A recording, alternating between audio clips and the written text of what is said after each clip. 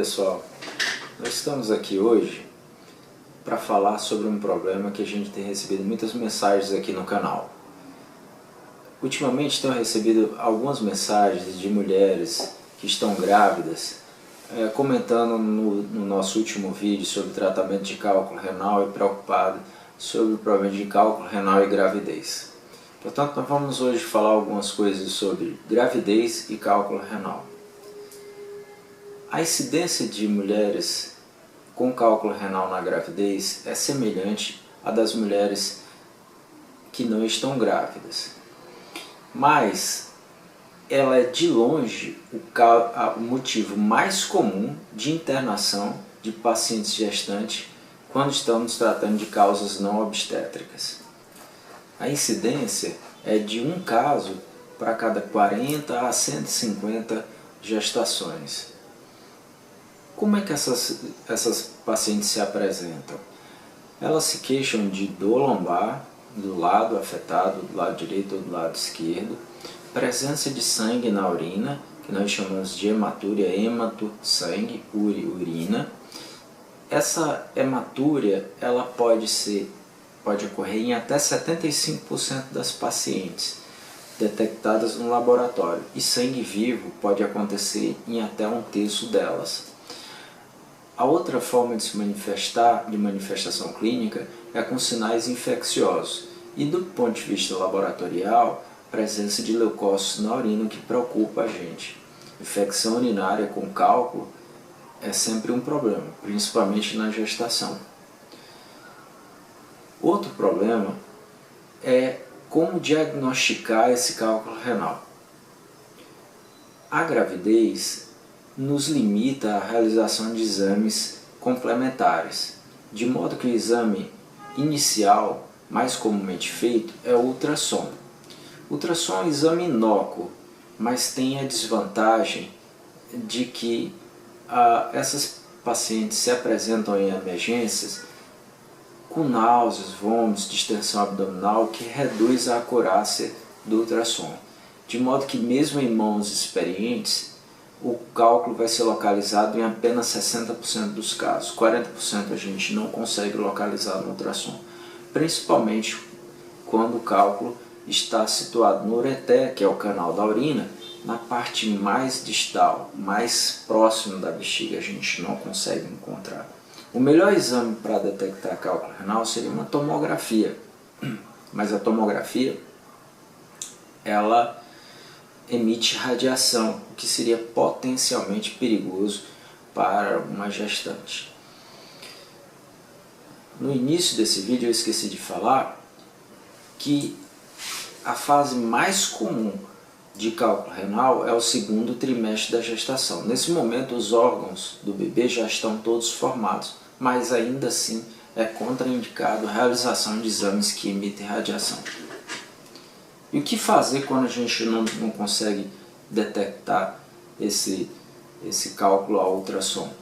Uma opção seria a ressonância magnética, mas a ressonância magnética ela não tem uma alta acurácia, porque nós vemos o cálculo como uma falha de enchimento na urina, diferente da tomografia, onde a gente consegue ver e delimitar claramente uma pedrinha branquinha lá no exame. Na ressonância, a gente vê uma falha de enchimento dentro de uma urina que fica branco na ressonância. Portanto, a acurácia dela é mais baixa do que a tomografia. Sem falar que você não pode injetar também contraste paramagnético em pacientes gestantes.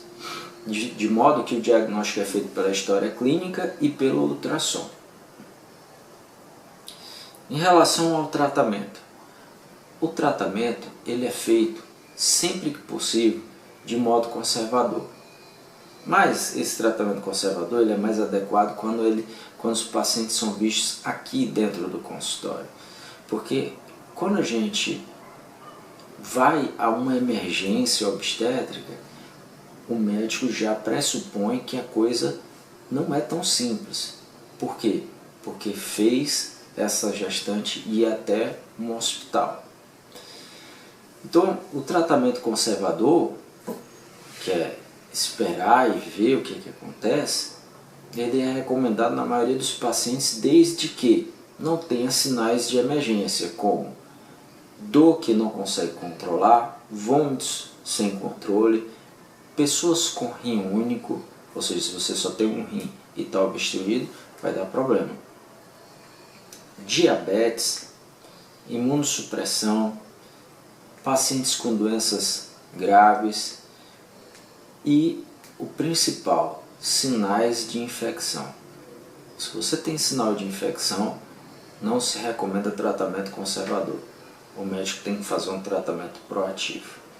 Qual é o problema do cálculo e a gestação? É que a dor pode predispor o aparecimento de trabalho de parto prematuro. E mesmo no tratamento expectante, é preciso que essa gestante seja acompanhada por uma equipe multidisciplinar, onde o urologista vai conversar com o radiologista, que vai conversar com o obstetra. Por exemplo, o obstetra pode utilizar bloqueadores de canais de cálcio para inibir um trabalho de parto prematuro que possa surgir. Ou seja, na dor forte, a paciente pode entrar em trabalho de parto. Todos os sinais de alerta que eu falei anteriormente devem ser tratados proativamente. E qual é o tratamento mais recomendado? Na literatura tem dois. As derivações urinárias, que eu particularmente não gosto, que é colocar uma sonda no rim, chamado tubo de nefrostomia, ou colocação de um catéter chamado duplo J, sem mexer no cálculo. Qual o problema disso? É o risco de desenvolver infecções urinárias e complicações relacionadas a esse catéter. O próprio catéter duplo J pode levar a um problema chamado síndrome do catéter duplo J ou síndrome do pigtail, que é a presença de sangue na urina e dor. E essa dor também pode vir a desencadear o trabalho de parto prematuro. De modo que eles, no meu ponto de vista, devem ser utilizados apenas temporariamente.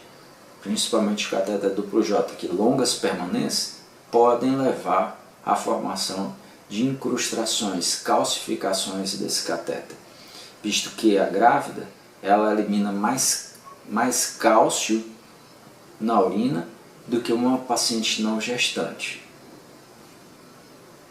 E como a gente deve tratar o paciente quando a gente precisa internar e fazer um tratamento urológico? O mais recomendado é um tratamento chamado ureterolitotripsia. O que é esse nome feio? Uretero, de ureter, lito, pedra, tripsia, quebrar. Então é quebrar um cálculo que tem no ureter.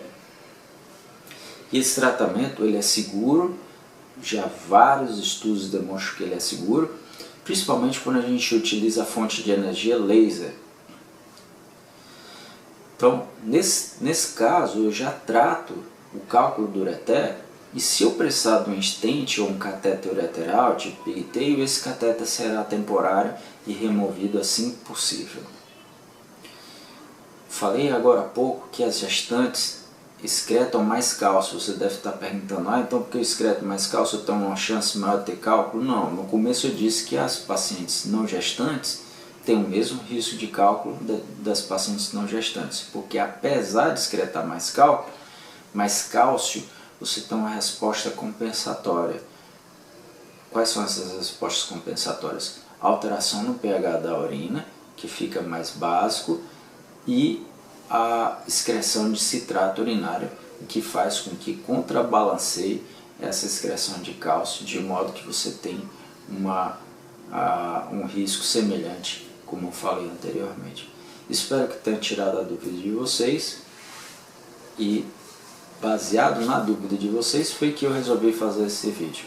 Muito obrigado, tudo de bom e até um próximo vídeo.